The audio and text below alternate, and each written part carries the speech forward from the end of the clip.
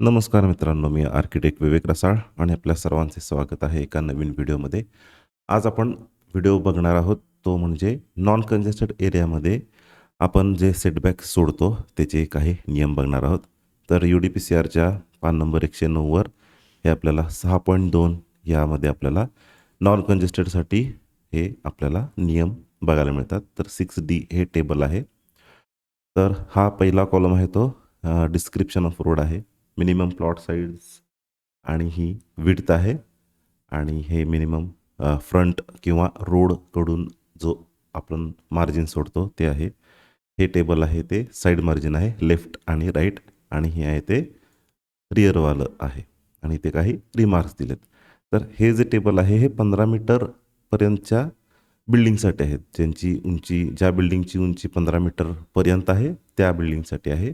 15 मीटरच्या वरती ते रूल बदलतात.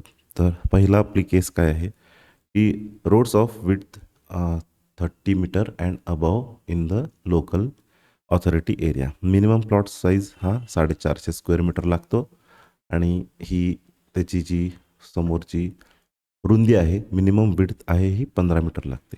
आणि फ्रंट मार्जिन हे ABC म्युन्सिपल कॉर्पोरेशनसाठी 6 मीटर सोडायला लागते कंपल्सरी, आणि बाकीच्या कॉर्पोरेशनसाठी 4.5 मीटर लागते. आणि साईड मार्जिन हे 3 मीटर आणि रिअर मार्जिनसुद्धा 3 मीटर सोडावं लागतं. रिमार्क इथे काय दिला आहे, side and rear margins for building up to 15 metre height excluding parking floor up to 6 metre height. हा पॉईंट आहे ना, हा तुम्हाला मी सगळ्यात शेवटी सांगणार आहे, कारण हा अपार्टमेंटसाठी आपल्याला हा जास्त करून लागतो. त्यामुळे हे कॅल्क्युलेशन कसं करायचं हे तुम्हाला शेवटी सांगतो. दुसरी केस आहे in case of regional plans of national or state highway. 450 square metre लागतो ह्यालासुद्धा, आणि याची रुंदी 15 मीटर आणि 4.5 metre or as specified by highway rules whichever is more. Highway rules म्हणजे काय, ज्याला हायवे एखादा त्या प्लॉटसमोरून गेला तर त्याला काही वेळेला रोड वाइंडिंग असतं. मग त्या रोड वाइंडिंग पासून सुद्धा बिल्डिंग लाईन असते आणि कंट्रोल लाईन असते. तर तिथून पुढे हे सेटबॅक सोडले जातात.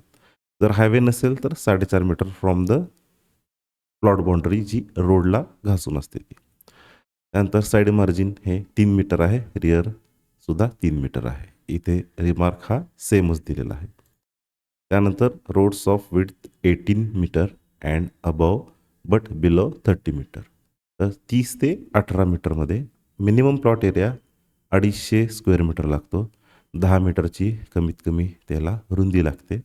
4.5 मीटरचा फ्रंट सेटबॅक, साईड आणि रिअर 2-2 मीटर सोडावं लागतं. आणि हा इथे रिमार्क आहे, हा 10 मीटरच्या हाईटसाठी आहे बिल्डिंगच्या. त्यानंतर रोड्स ऑफ विड्थ 15 अँड 18 म्हणजे 15 ते 18 साठी 200 स्क्वेअर मीटरचा मिनिमम लागतो प्लॉट एरिया. विड्थ इथे सुद्धा 10 मीटर लागते आणि 3 मीटर ही रोड मार्जिन, म्हणजे फ्रंट साईडला किंवा रोड साईडून जर कॉर्नर प्लॉट असेल तर दोन्हीकडून, किंवा जिथून रोड असेल त्या साईडून 3 मीटर, आणि साईड मार्जिन हे 1.5 मीटर लेफ्ट आणि राईट. आपण ज्याला TPCRमध्ये आपण ज्यावेळेला TP क्लायंटमध्ये आपण ज्यावेळेला मार्किंग करतो त्यावेळेला लेफ्ट अँड राईटमध्ये आपल्याला हे 1.5 मीटर मार्क करावं लागतं आणि रेअरसुद्धा 1.5 मीटर करावं लागतं. तर इथं काय दिलं आहे, margins for building G+2 or स्टील+3 स्ट्रक्चरसाठीच आहे हे. म्हणजे G+3च्या वर गेलं, G+2च्या वर गेलं किंवा स्टील+3च्या वर गेलं तर हे रूल्स इथे बदलतात. आता roads of width less than 15 metre, 80 square मीटरचा मिनिमम प्लॉट एरिया लागतो. 6 मीटरचा आपल्याला मिनिमम रुंदी लागते, विड्थ लागते प्लॉटची. फ्रंट मार्जिन 3 मीटर आहे, 1.5 मीटर साईड मार्जिन आणि 1.5 मीटर हे रिअर मार्जिन आहे. आणि margins for building same G+2 आणि स्टील+3 स्ट्रक्चरसाठी लागते. आता इथे काय दिलं आहे, in case of semi detach म्हणजे जे आपण ट्विन बंगलो म्हणतो, तर only one side marginal distance shall बी परमिसेबल. म्हणजे काय, जी तुम्हाला एक उदाहरण दाखवून घेतो मी. आता हे सेमी डिटॅचचं एक प्रकरण आहे, ज्याला फ्रंटला हे आपण 3 मीटर सोडतो, पण आपल्याला पार्किंग पुरत नाही म्हणून मी ट्विन बंगल्याला कधी पण 3 मीटरपेक्षा जास्त सोडतो. हे 13 फूट वगैरे सोडलेलं आहे. आणि हे त्यांनी म्हणले ना, ही थोडक्यात काय की समजा हा एक प्लॉट वेगळा असेल आणि हा प्लॉट वेगळा असेल, तर या केसमध्ये आपल्याला इथं 0 आपल्याला घ्यायचे, म्हणजे एका साईडनं सोडा म्हणून सांगितले इथे बघा. In case of semi detach building only one side marginal distance shall B permissible. आता हे झालं ट्विन बंगल्याचं उदाहरण. तर ॲक्च्युली सेमी डिटॅच काय असते मी तुम्हाला दाखवतो. या प्रोजेक्टचा आपण एक व्हिडिओ बनवलेला. तर आपला हा प्लॉट एरिया आहे टोटल. हा त्याचा ग्राउंड फ्लोअर आहे आणि हा टिपिकल फ्लोअर आहे फर्स्ट टू 6पर्यंत. तर हे सेमी डिटॅच या केसमध्ये इथे येते. पण हे G+2पेक्षा वर गेल्यामुळे इथे हा सेटबॅकचा नियम बदलला जातो. म्हणजे एक साईड घासून म्हणजे आणि दुसरी साईड आपल्याला ती 5 फूट सॉरी 1.5 मीटर सोडायची आहे G+2च्या केसमध्ये. हे G+2च्या केसमध्ये सेमी डिटॅच समजा एखादा बंगला वगैरे असेल किंवा एखादं G+2चं स्ट्रक्चर असेल, तर त्या केसमध्ये आपल्याला समोरून 3, साईडून 1.5 आणि रिअर साईडकडून 1.5 सोडायचं आहे. आता row housing on road of 12 metre and below. Minimum plot area 30 square metre लागतो. मिनिमम विड्थ 3.5 लागते. रोड मार्जिन म्हणजे जे फ्रंट मार्जिन आहे ते 2.25 लागतं. आणि 0 in case of corner plot 1.5 or building line adjoining road whichever is more. म्हणजे काय, समजा प्लॉट समजा हा कॉर्नर असेल आणि हे आपल्याला असे रो बंगलो करायचे असतील, तर इथे एक रो बंगलो येणार. तर रो बंगल्याच्या केसमध्ये काय, हे साईड मार्जिन आपल्याला आता हे ट्विन सेमी डिटॅच केसमध्ये येतं. रो बंगल्यामध्ये काय होतं, अजून एक बंगला ॲड केला म्हणजे 3 बंगले मिनिमम लागतात, तरच त्याला रो बंगलो म्हणून परमिशन मिळते. तर सेमी डिटॅचमध्ये आपण म्हणजे ट्विन बंगलोला आपण काय करतो, इकडून आणि इकडून आपल्याला हे सेटबॅक सोडावे लागतात. पण रो बंगलोसाठी इथे काही सोडावं लागत नाही. पण समजा आता इथे फ्रंटला एक रोड आहे, तसंच आता इथं साईडला एक रोड आला, तर त्या केसमध्ये आपल्याला दोन्हीकडून सोडावं लागतात. म्हणजे समोरून 2.25 आणि साईडहून 1.5 मीटर सोडावं लागतं. तर row housing for EWS LIG by public authority किंवा प्रायव्हेट, तर त्यासाठी मिनिमम 20 स्क्वेअर मीटर एरिया लागतो प्लॉटचा. त्याला 3 मीटरची ही मिनिमम प्लॉटची रुंदी लागते. 0.9 metre from pathway or 2.25 from road boundary. जर पाथवे असेल समोर तर त्याला 0.9 मीटर सेटबॅक सोडावा लागतो आणि जर रोड असेल तर 2.25 मीटर एवढा सोडावा लागतो.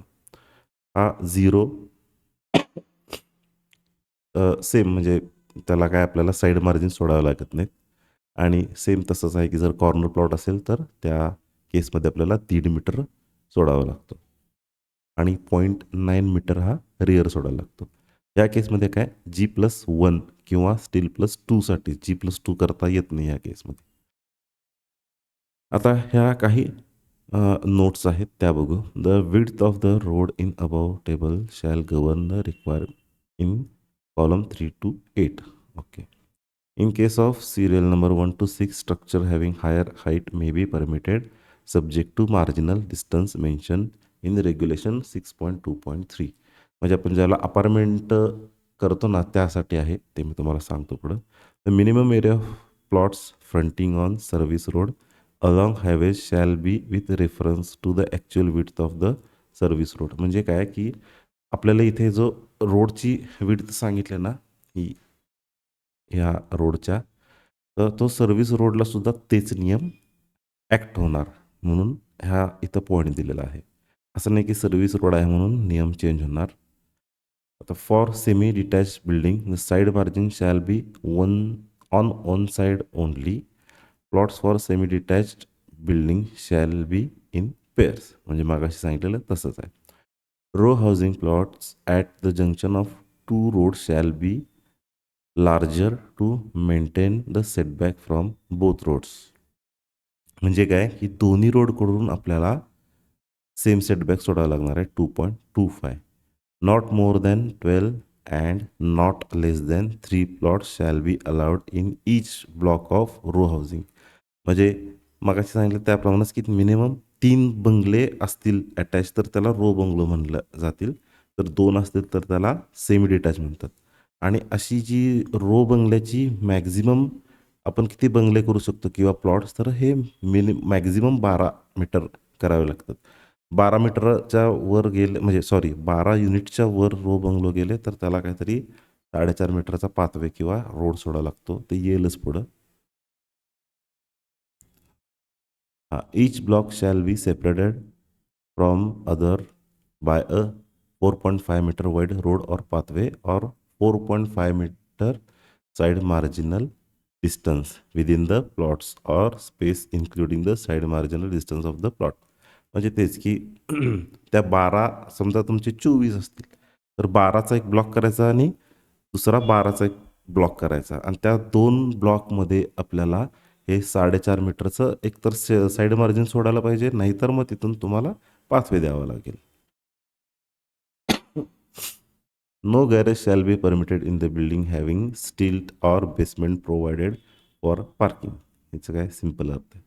कन्स्ट्रक्शन ऑफ ओटाज, railing, barricades or supporting columns for canopy or porch shall not be allowed in minimum front marginal distances. म्हणजे काय की कन्स्ट्रक्शन ऑफ ओटा किंवा रेलिंग्स किंवा बॅरिकेड्स किंवा काही कॉलम्स असतील कशासाठी कॅनोपी किंवा पोर्चसाठी ते मिनिमम फ्रंट मार्जिनल डिस्टन्समध्ये अलाउड होत नाहीत. However steps may be permitted within 1.2 metre from the building line. म्हणजे काय की हे समजा आता ह्या स्टेप्स आहेत ह्या 1.2 मीटरपर्यंत अलाउड आहेत, त्याच्या पुढं अलाउ होत नाहीत. Also supporting column for canopy or porch may be allowed within the building line. म्हणजे बिल्डिंग लाईनच्या आतमध्ये समजा कधी कधी काय होते की आपली सेटबॅक लाईन वेगळी असते आणि बिल्डिंग लाईन वेगळी असते. तर आता या केसमध्ये तसंच आहे तर आपल्याला 3 मीटर सोडावं लागतं. तर बिल्डिंग लाईनच्या आपल्या आतच कॉलम येतात ते तसं अलाउड होतं किंवा समजा इथे काहीतरी कॉलम घ्यायचा आहे पण तो सेटबॅक लाईनच्या आत असला पाहिजे. तो बिल्डिंग लाईनला बिल्डिंग लाईनच्या आत पण सेटबॅकमध्ये नसला पाहिजे. In case of regional plans area ribbon development rule shall not B relax without consent of highway authority. आपल्याला म्हणजे काही एरियामध्ये हायवे जो गेलेला असतो तर हायवे ऑथॉरिटीची एक वेगळी NOC लागते. ज्याला आपण BPMSच्या वेबसाईटवर फॉर्म भरतो ना त्यावेळेला ते NOCचा एक सुरुवातीच्या ह्याच्यात एक टॅबमध्ये येते बघा की एखादी NOC असेल तर अपलोड करा. तर त्या केसमध्ये आपल्याला इथे हायवे ऑथॉरिटीची NOC तिथं अपलोड करावी लागते. In case of special building marginal distance shall be as per regulations for such building. Special बिल्डिंगसाठी त्याचे नियम वेगळे आहेत, पुढे येतीलच ते.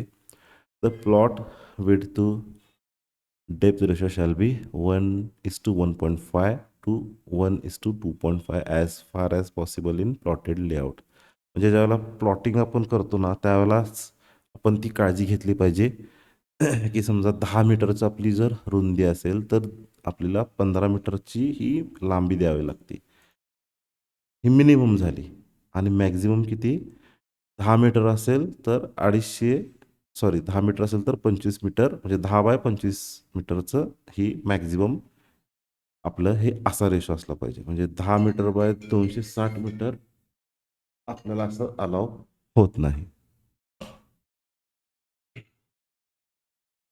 पुढचा काय नियम आहे in public housing schemes for EWS undertaken by government और semi government organisation marginal distances shall be as per respective schemes and rules.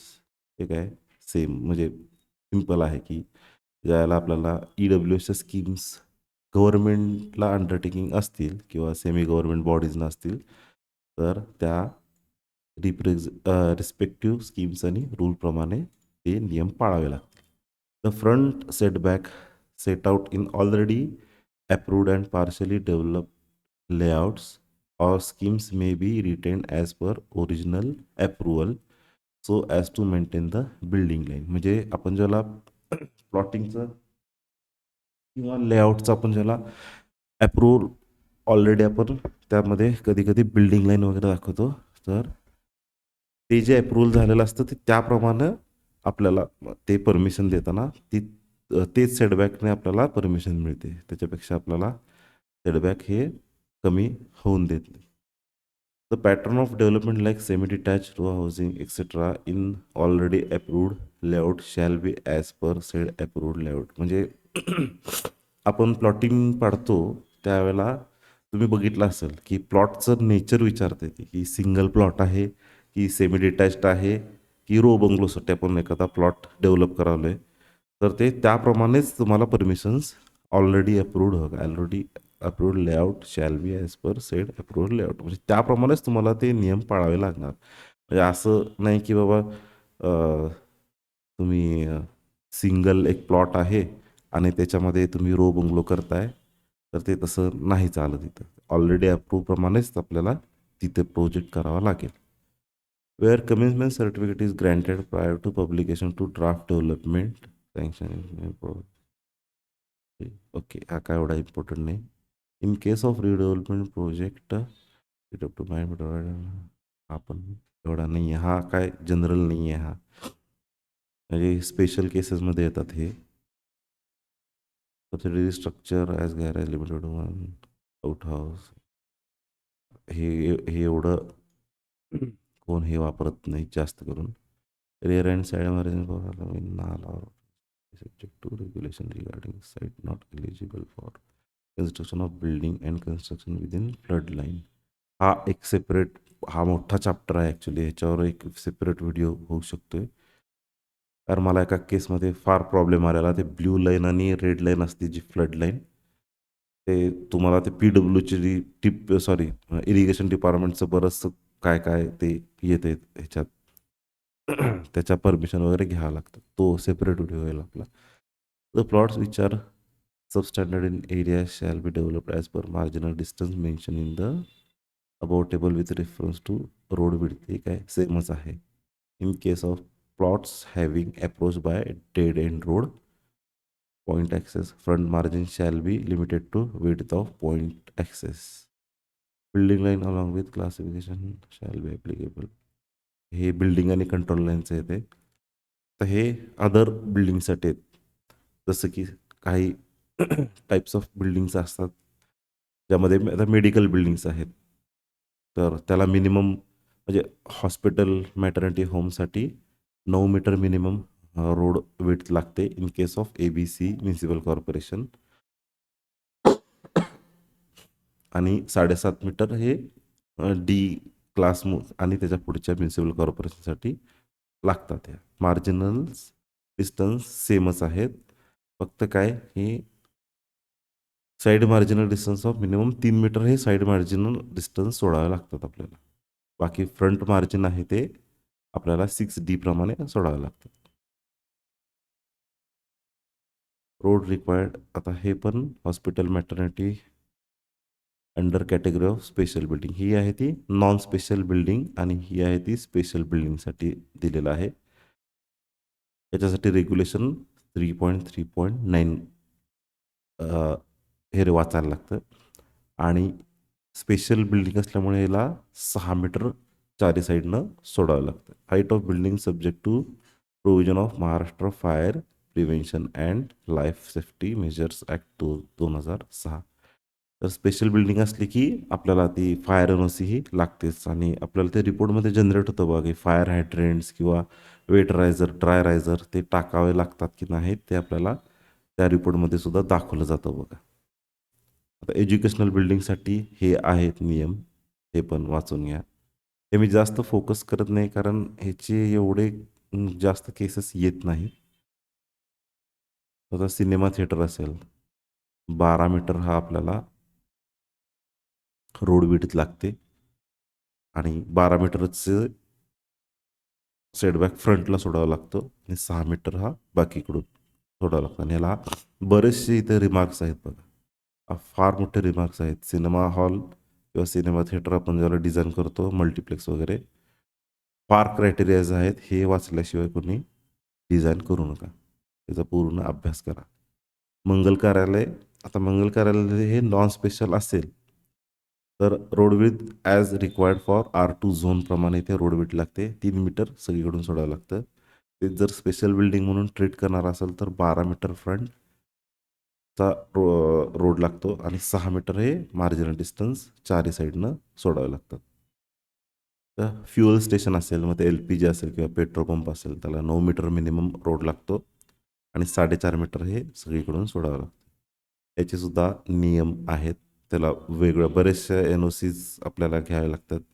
जसं की हे एक्सप्लोजिव्हचे NOC एकला घ्यावे लागते. हायवेसाठी सुद्धा जर हायवेवर आला तर हायवेकडून लागते आपल्याला. बरंच आहे त्याच्यात. आता त्याला बघा FSI किती 0.25 मिळतो त्याला. पण जास्त काय आपल्याला त्याच्यात कन्स्ट्रक्शन करून चालतच नाही. म्हणजे अमेरिकेत वगैरे बघितलं तर ते एखादं मोटेल वगैरे असतं, तर आपल्या भारतात तसं अलाऊ होत नाही. कारण 0.25 FSIमध्ये एवढं काय जास्त बसत नाही. मग ते टेम्पररी स्ट्रक्चरमध्ये लोकं करतात ती वेगळी गोष्ट आहे. मर्सेंटाईल बिल्डिंग हे आपल्याला जास्त बऱ्याचदा लागतं बघा. मिक्स यूज असेल किंवा कमर्शियल झोनमध्ये कमर्शियल बिल्डिंगसाठी हे आपल्याला टेबल सारखं लागतं. The mercantile business hotel commercial building under the category of special building. Road width as required for special बिल्डिंगसाठीच हे आपल्याला रोड विड्थ लागते. आणि ही स्पेशल बिल्डिंग तुम्ही स्पेशल बिल्डिंग समजा आली की नाही तर ते 6 मीटर तुम्ही सगळीकडनं मिनिमम सोडावंच लागतं. हां. पुढे काय दिलं आहे, shops may be also faced on the side and rear of the plot. म्हणजे असं नाही की रोडकडंच त्यांचं शॉप्सचं ओपनिंग पाहिजे असं नाही. साईडला आणि रिअरला केलं तरी चालतं. पण शक्यतो तसं कोण करत नाहीत. म्हणजे फार रेअर केसेसमध्ये करतात. हे म्हणजे कसं शॉपचं मार्केट हे फ्रंट फेसिंग, रोड फेसिंग लोकांना दिसावं म्हणून आपण करताना फ्रंट फेसिंग म्हणजे रोड फेसिंगच आपण करतो. Minimum width of area of shop shall be as per convenience of the owner or developer. In case of construction of shops, offices only on ground floor, not being special building. Side and rear marginal distances shall be as per table number 6D. म्हणजे काय, फक्त ground floor असेल आणि जो non special building असेल तर म्हणजे काय ग्राउंड स्ट्रक्चर असतं तर त्या केसमध्ये हे 6 मीटर सोडायची गरज नाही आहे. ते 6Dच्या टेबलप्रमाणे साईड मार्जिन आपल्याला सोडावे लागते. कारण ती नॉन स्पेशल बिल्डिंग होऊन जाते. मग त्या केसमध्ये एवढं आपल्याला 6 मीटरचे सोडावे लागणार नाही. आता हे नॉन स्पेशल बिल्डिंगसाठी सेम ह्याला R2 झोन प्रमाणे लागतात आणि ह्याला सुद्धा margin as per 6D subject to side margin distance of minimum 3 metre. Front margin आहे ते 6D प्रमाण लागतं आणि साईड मार्जिन हे 3 मीटर द्यावे लागतं. Convenience shop with shopping in R1 zone on any road चालतं आणि ह्याला सुद्धा 6D प्रमाणेच त्या टेबलप्रमाणेच आपल्याला मार्जिनल डिस्टन्स सोडावं लागतं. स्टेडियम विथ पॅव्हिलियन 12 मीटरचा मिनिमम रोड लागतो समोर आणि 6 मीटर हे चारी साईडनं सोडावं लागतं. The curved portion of the spectators gallery shall not exceed 25% of area. म्हणजे जो स्पेक्टॅक्टरची गॅलरी आहे ती त्याचा एरिया हा टोटल प्लॉट एरियाच्या 25% जास्त नसावा, त्याच्या आतच असावा. Which shall not be consume towards FSI. जो FSIमध्ये कन्झ्युम केला जात नाही. Shops below spectators gallery may be permitted which shall not be counted towards FSI. म्हणजे त्याच्या खाली ज्या वेळेला जागा शिल्लक राहते त्यातमध्ये आपण शॉप डिझाईन केले तरी चालतात आणि तो FSIमध्ये काउंट केला जाणार नाही. Shall not be counted towards FSI. In addition to this ancillary office, sports, person, accommodation, public convenience like structure may also be permitted which shall not consume more than 0.1 FSI on gross plot area. म्हणजे हे जेवढं आपण ज्या facilities देणार आहोत ॲन्सिलरी office, sports person, accommodation, तर त्यांचा area total gross एरियाच्या 0.1च्या आतच असला पाहिजे. 0.1पेक्षा त्याचा FSI जास्त कन्झ्युम झाला नाही पाहिजे.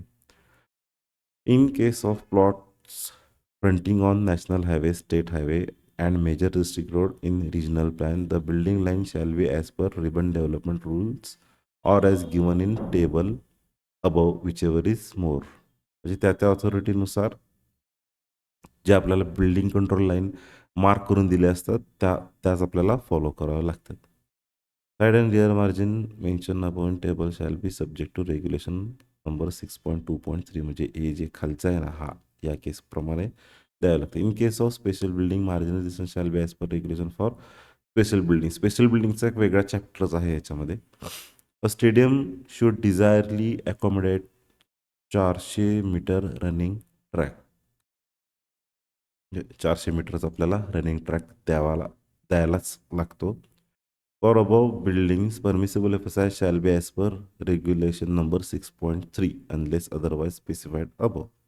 6.3 प्रमाणे त्याचा FSI कॅल्क्युलेट करायचं आहे आपल्याला, नाहीतर मग वरती दिले तसं करायचं. पॉईंट ॲक्सेस ओके, हे एवढं काय आपल्याला हे लागत नाही. हा महत्त्वाचा आहे जो मी तुम्हाला म्हटलेलं. Marginal distance for buildings for of the height more than mention in table number 6D of regulation 6.2.1. म्हणजे आपण जे मगाशी टेबल बघितलं पहिलं, थोडक्यात काही अपार्टमेंट केसमध्ये हे आहे. तर front margin, the front margin shall be given in table number 6D shall be applicable to the building irrespective of its. म्हणजे बिल्डिंगची हाईट किती पण असू दे, आपल्याला फ्रंट मार्जिन हे टेबल नंबर 6D प्रमाणेच आपल्याला द्यावे लागतात. Provided that in case of group housing schemes where buildings abuts on internal roads, the minimum 3 metre setback from internal road or distance between two buildings whichever is more shall be provided. म्हणजे काय, ज्यावेळेला group हाऊसिंगची scheme असेल तर त्या केसमध्ये समजा एखादा अपार्टमेंटसमोर internal road आला असेल तर त्याला मिनिमम 3 मीटरचा सेटबॅक इंटरनल रोडपासून द्यावा लागेल. नाहीतर काय, की डिस्टन्स बिटवीन टू बिल्डिंग, तर डिस्टन्स बिटवीन टू बिल्डिंगचा एक रूल आहे. तर कधी कधी काय होते, 3 मीटरपेक्षा सुद्धा डिस्टन्स बिटवीन टू बिल्डिंग हा जास्त येतो डिस्टन्स. तर त्या केसमध्ये विचेवर इज मोर ते आपल्याला प्रोव्हाइड करावं लागेल. For development or regional plan roads or classified roads or through roads passing through group housing scheme the setback as prescribed in this regulation shall be provided. म्हणजे वरच्या प्रमाणे आपल्याला द्यावे लागतात.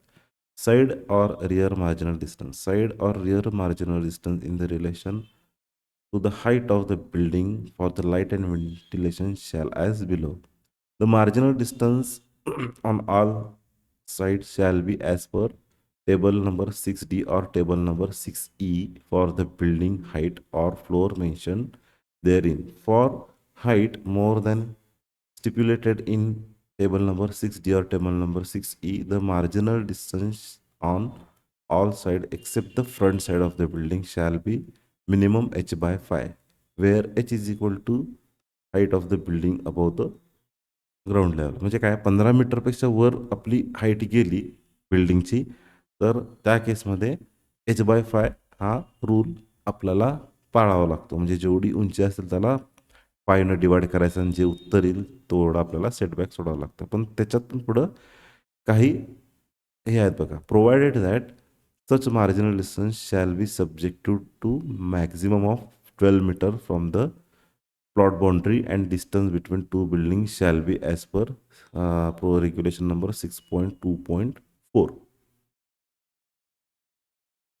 मॅक्झिमम आपल्याला किती सोडायचं आहे, 12 मीटरच्या हा आपल्याला मॅक्झिमम सेटबॅक झाला. त्याच्यावर म्हणजे h/5 प्रमाणे काय होते बऱ्याचदा, की आपल्याला टॉवरची बिल्डिंगमध्ये ना तर 12 मीटरपेक्षा सुद्धा जास्त आपल्याला मग ते h/5 प्रमाणे सेटबॅक सोडावं लागतं. तर तसं न करता मॅक्झिमम 12 मीटर सोडलं बास होते, काही प्रॉब्लेम आहे. हां, आता हां okay. Provided further that in case of redevelopment of building. आता हा रिडेव्हलपमेंटचा आहे, हा रिडेव्हलपमेंटचा पॉईंट आहे. आता माझा फोकस जो आहे ना तो नवीन बिल्डिंगसाठी आहे. Provided further in case of provided further ठीक आहे, हा वाचून बघूया. Provided further that in case of redevelopment of the building which has ceased to exist in consequence of accidental fire or natural collapse or demolition for the reason of the same having been declared dangerous or dilapidated or unsafe by or under a lawful order of the authority or building having an age of more than 30 years. Okay, म्हणजे ज्या जुन्या building झालेल्या असतात, कधी कधी accident झालेला असते, कधी कधी नॅचरल कोलॅप्स झालेलं असते, किंवा ज्या डेंजरस बिल्डिंग म्हणून ऑथॉरिटी कधी कधी बोर्ड लावतात बघा, त्या केससाठी आहे हे. तच marginal distance may be allowed up to 6 metre for the height of building up to 45 metre. For redevelopment of smaller plots having area less than 1000 square meter, one of the side margin or rear margin of 6 meter may be relaxed subjected to fire NOC in case of bona fide hardship. म्हणजे काय की जर एखाद्या प्रोजेक्टचं redevelopment असेल, तर कोणते redevelopment, तर smaller plots area having less than 1000 square metre. तर एक साईड आहे साईड मार्जिन किंवा rear margin of 6 metre may be relaxed, तर ती रिलॅक्स करू शकली जाते, फक्त काय त्याला फायरची एनओसी लागते in case of bona fide hardship. तर हार्डशिप करून आपल्याला फायर एनओसी घ्यावी लागेल आणि 6 मीटरचं मार्जिन आहे ते रिलॅक्स करू शकतो आपण. Provided further that such marginal distance from recreational open space shall be 3 metre in case of non special building and 6 metre in case of special building irrespective of its height. म्हणजे काय की समजा एखादा प्लॉटच्या शेजारी, आता फ्रंट साईडला तर समजा रोड आला, तर रोडचा जो नॉर्मल आहे तो आपल्याला सोडावाच लागतो. त्या म्हणजे जो फ्रंट मार्जिनचा आपल्याला सेटबॅक सोडावा लागतो. मग जे साईड मार्जिन आहे ते आपल्याला H/5 प्रमाणे करावं लागतं. नॉन स्पेशल बिल्डिंग असेल त्या केसमध्ये आपल्याला काय सांगितलं इथे, की समजा लेफ्ट साईडला एखादी ओपन स्पेस असेल, काय पब्लिकचं ग्राउंड असेल किंवा गार्डन असेल, तर नॉन स्पेशल बिल्डिंग असेल जी 24 मीटरच्या आतील पण 15 मीटरच्या वरची अपार्टमेंट असेल, तर त्या केसमध्ये आपल्याला 3 मीटरच सोडायचं आहे. आणि जर 24 मीटरच्या वर असेल म्हणजे स्पेशल बिल्डिंग, तर त्याला 6 मीटर सोडायचं in case of special building. तर आपली ज्यावेळेला उंची वाढत वाढत वाढत जाते त्यावेळेला H/5 प्रमाणे हा 6 मीटरपेक्षा पण जास्त आपल्याला एस सॉरी मार्जिनल डिस्टन्स सोडावं लागतं साईड मार्जिन. तर ते जर ओपन स्पेस असेल त्या ठिकाणी तर 6 मीटर सोडलं तरी काही प्रॉब्लेम नाही. Provided further that the building height for the purpose of this regulation and for calculation the marginal distance shall be exclusive of height of parking floors up to 6 metre. हा महत्त्वाचा मुद्दा आहे बघा. तर ते तुम्हाला मी दाखवून घेतो. हं. तर हे अपार्टमेंट आहे. ज्यावेळेला आपण हा पार्किंग फ्लोअर हा प्युअरली पार्किंग फ्लोअर म्हणून देतो. म्हणजे जर सेक्शनमध्ये बघितला तर हे पार्किंग आणि फर्स्ट टू सिक्स्थ एवढा हे झाला आपला फ्लोअर्स आहेत हे. हा कसा स्मॉलर प्लॉट आहे, एकदम छोटा प्लॉट आहे, किरकोळ प्लॉट आहे. हा टोटल प्लॉट एरिया माझ्या मते 500-550 स्क्वेअर मीटरचा हा प्लॉट एरिया आहे. तर या केसमध्ये जर बघितला तर आपण प्लिंथ एक द्यावे लागते आपल्याला. UDPCRच्या वेबसाईटवर आपण भरताना हे प्लिंथ आपण भरतो. पार्किंग हाईट एक देतो आणि टिपिकल फ्लोअरची आपण रूमची हाईट देतो, स्लॅबची हाईट देतो, त्या फ्लोअरची हाईट. तर टोटल आपली जी उंची होते ती 19.5 होते, 19.05 होते. पण ज्यावेळेला आपण हे मारतो साईड मार्जिनचं, ज्यावेळेला आता या केसमध्ये काय दोनकडं आपण ह्याचं पण ट्युटोरियल केलं आहे. तर ह्या साईडून काय 3-3 मीटर सोडावं लागतात, पण साईड मार्जिनना हे जास्त सोडावं लागतात. आता मी इथं 3.83 सोडले, पण किती येते तुम्हाला सांगतो. तर त्या केसमध्ये बिल्डिंगची उंची धरताना हे 16.5 प्लस 15.15 म्हणजे किती होते, 16.5 प्लस 0.15 हे एवढं होतं. ही एवढे धरले जातं म्हणजे 2.4 ही वजा केली जाते ह्याच्यातून म्हणजे 19.05 मधून 2.4 वजा केली जाते आणि मग ह्याला h/5 ने साईड मार्जिन काढते 3.33. तर आपल्याला हे मिनिमम 3.33 सोडावं लागतं. आता मी हे 3.83 सोडले पण 3.33 आपल्याला हे अलावेबल साईड मार्जिन आहे. आता या केसमध्ये रेअर आणि राईट साईडला हे 3.33 आपल्याला अलाव केलं जातं. माझा आधी काय व्हायचं मी हे 19.05ला बाय 5 मी हे 3.81 धरायचो बऱ्याचदा. पण तो कधी धरला जातो समजा इथे तुमचं फ्रंट साईडला जर गाळ्या असतील समजा इथे गाळ्या असतील तर त्या केसमध्ये ही टोटल हाईट धरली जाते साईड मार्जिनचं डिस्टन्स काढण्यात h/5च्या रूलसाठी ही उंची धरली जाते.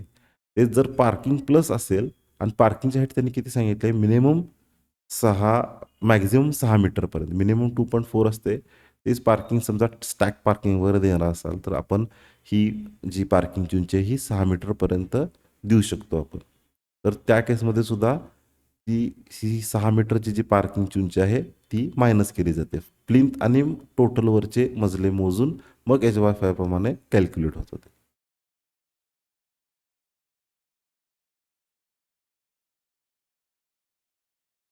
ओके आता आपण कुठं आलेलो गाईडलाईन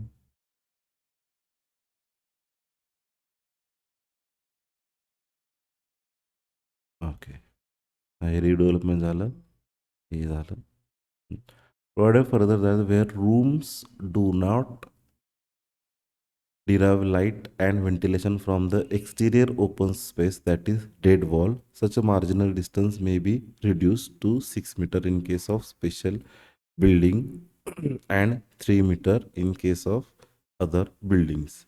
म्हणजे काय ज्यावेळेला आपल्याला आपण एक्सटिरियर चौक देतो आपण काल जो ओपन सॉरी काल आपण जो एक पॉईंट बघितलेला तर त्या केसमध्ये जर लाईट येत नसेल म्हणजे डेड वॉलपासून जर तिथे डेड वॉल दिले असेल तर तो जो मार्जिनल डिस्टन्स आहे तो 6 मीटर स्पेशल बिल्डिंगसाठी आणि 3 मीटर अदर बिल्डिंगसाठी नॉन स्पेशल बिल्डिंगसाठी आपल्याला मिनिमम हा मार्जिन सोडू शकतो एवढा. Provided further that the plot or land of the owner falls within the jurisdiction of more than one authority, then continuous building without leaving margin on the boundary on the authority may be allowed with the consent of other authorities. अच्छा हे दोन ऑथॉरिटीजसाठी आहे. Provision of step margin. Step margin shall be allowed to be provided on upper floors to achieve required side or rear marginal distances as mentioned in these regulations subject to minimum marginal distance of 6 meter on ground level in case of special building.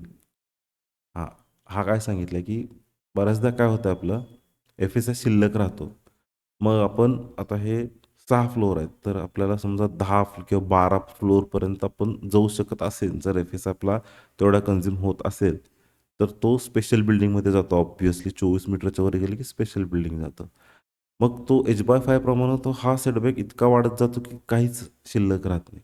मग त्या केसमध्ये आहे ना मग आपण step margin हे देऊ शकतो. पण त्याला नियम काय आहे की ग्राउंड फ्लोअरला थोडक्यात इथे हा तर ग्राउंड फ्लोअर आला आणि इथे गाळे असतील आपले तर त्याला मिनिमम हे चारही साईडनं 6 मीटर हे सॉरी ह्या साईड मार्जिन आपल्याला हे 6 मीटर सोडलेलं लागतं. तरच आपल्याला वरती स्टेप मार्जिनची परमिशन मिळते. Minimum marginal distance of 6 metre on ground level in case of special building. The provision shall also be applicable to congested area. मग ते आता ते काय 24 मीटरच्या वर गेल्यावर आपल्याला कंजेस्टेड म्हणजे सॉरी कंजेस्टेड एरियामध्ये सुद्धा 24 मीटरच्या वर गेलं तर आपल्याला नॉन कंजेस्टेडचेच नियम म्हणजे स्टेप मार्जिन साईड मार्जिन आणि फ्रंट मार्जिनचे नियम पाळावे लागतात. त्यामुळे सेम तिकडेच हे नियम लागतात. In case of layouts of 2 or more buildings in a plot for any use, a distance between two buildings, the distance between two buildings shall be the side or rear marginal distance required for the taller building between the two adjoining building. म्हणजे सगळ्यात जी उंच building असेल ना, तर त्या बिल्डिंगला जे setback लागतील त्याप्रमाणे सोडावं लागणार आपल्याला. असं नाही की छोटी आहे, जी छोटी आहे ती नाही धरायची, जी उंच आहे त्या बिल्डिंगचीच धरावी लागणार. Provide that the pathway or internal road may be allowed to be proposed in such a marginal distance. मग त्या दोन बिल्डिंगमधलं जे मार्जिनल डिस्टन्स आहे तिथून आपल्याला हे पाथवे किंवा इंटरनल रोड देऊ शकतो आपण. In case of group housing scheme where building abuts on internal road, the minimum 3 meter setback from the internal road or distance between two buildings, whichever is more, shall be provided. हा point आपण मगाशी बघितलेला. For development plan road or regional plan road or classified road or through road passing through group housing scheme, a normal setback as prescribed in regulation shall be provided. म्हणजे काय, एखादा road जो कोणता असेल, तो डी पी असेल किंवा R P असेल किंवा कुठलाही क्लासिफाईड रोड असेल, तो जर आपल्या ग्रुप हाऊसिंगमधून जर जात असेल तर त्याला ते ग्रुप हाऊसिंगचे स्कीमचे आहे थ्रू ग्रुप हे, तर नॉर्मल सेटबॅक हे आपल्याला द्यावं लागणार. म्हणजे तो इंटरनल रोड म्हणून ट्रीट होणार नाही. म्हणजे ह्याला कसं हे 3 मीटर सोडावं लागतं, तसं नाही सोडायला लागणार. तर त्याला आपल्याला जे सॉरी नॉर्मल रोडचे जे सेटबॅक्स आहेत तेच आपल्याला इथे पाळावे लागणार. Building abutting to or more streets. When building abuts two or more street, the setbacks from the street shall be such as if the building is fronting on each of such structure. म्हणजे आता इथेच आहे अपार्टमेंटचा corner plot आहे ना, तर हे दोन्ही सुद्धा मेन रोड म्हणूनच कन्सिडर केले जाणार. म्हणजे सेटबॅक जे सोडले आहेत ते ह्या ह्या साईडला सुद्धा रोड साईडचेच जे सेटबॅक सोडावे लागतात ते सोडावे लागणार आणि ह्या कडून सुद्धा तेवढे सेटबॅक सोडावे लागणार. फ्रंट सेटबॅक म्हणून त्याला ट्रीट केले जाणार. तर आपलं हे साईड मार्जिनचं आज व्हिडिओ आपला हा इथेच संपतो. आणि जर काय एक्स्ट्रा कोणाला लागलं तर मला कमेंट सेक्शनमध्ये सांगा. व्हिडिओ बघितल्याबद्दल सर्वांचे खूप खूप धन्यवाद.